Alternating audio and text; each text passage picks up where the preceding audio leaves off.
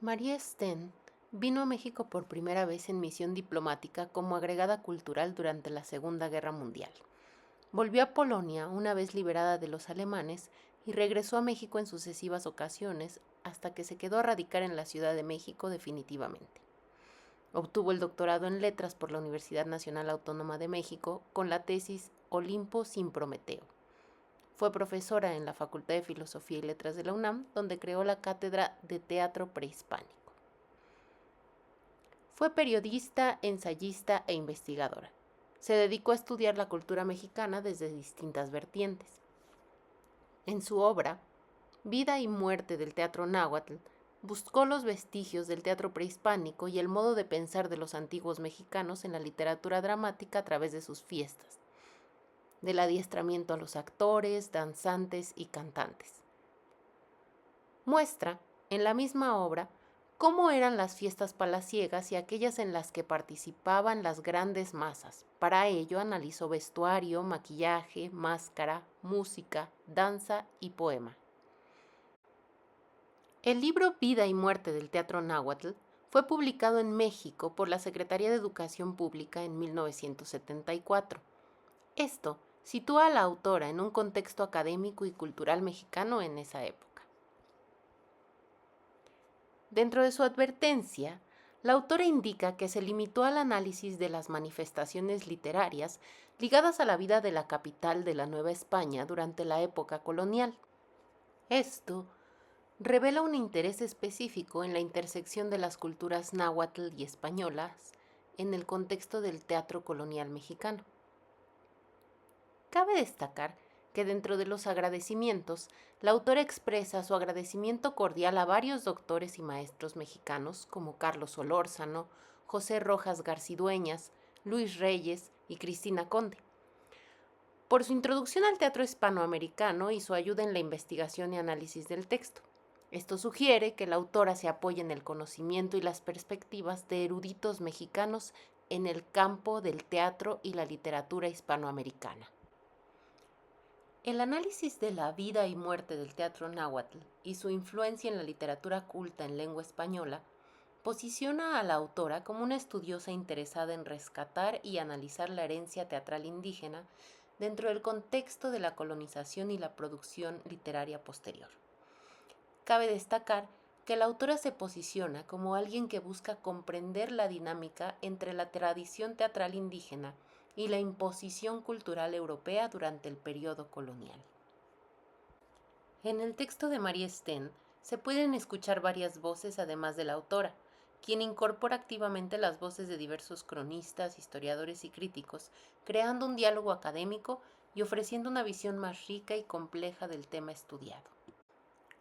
A lo largo del libro, Sten realiza un explícito uso de numerosas fuentes primarias y secundarias, citando autores como Miguel León Portilla, Rodolfo Sigli, Agapito Rey, Alfonso Reyes, Mariano Beita, Bartolomé de las Casas, José de Acosta, Diego de Landa, Joaquín García Escabaleta, Ángel María Garibay y muchos otros. Adicionalmente, a lo largo de los fragmentos proporcionados, se observa el uso constante de notas a pie de página con numeración.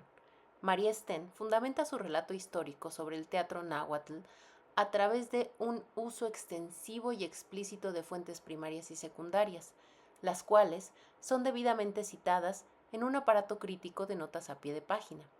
Su análisis implica la identificación, interpretación crítica y contextualización de esas fuentes para construir su argumento. También en el texto se presentan varias versiones encontradas sobre diversos aspectos relacionados con el teatro náhuatl y su influencia. Estas diferencias de opinión y contradicciones enriquecen el análisis de María Sten y muestran la complejidad del tema. Algunos ejemplos de estas versiones encontradas son: el padre Cuevas niega la existencia del teatro entre los antiguos mexicanos, argumentando que el teatro no es de los tristes. Sin embargo, la mayoría de los cronistas dan por hecho su existencia y ofrecen numerosas descripciones. Incluso Cortés describe representaciones teatrales en la plaza de Tlatelolco en su tercera carta de relación.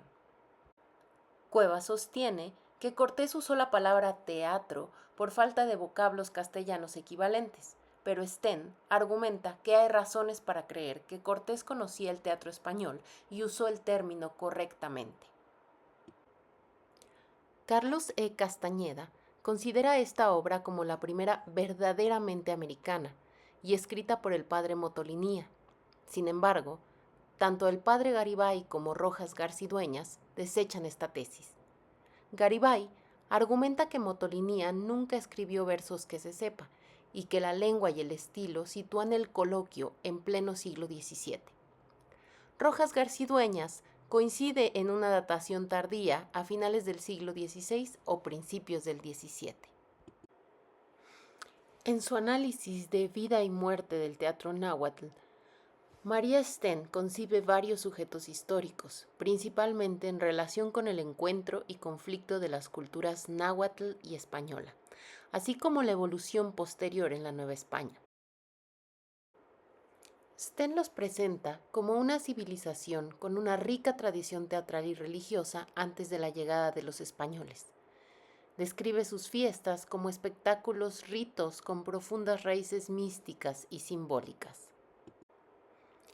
Los soldados son inicialmente motivados por la búsqueda de oro, mientras que los frailes se esfuerzan por la conversión de las almas paganas.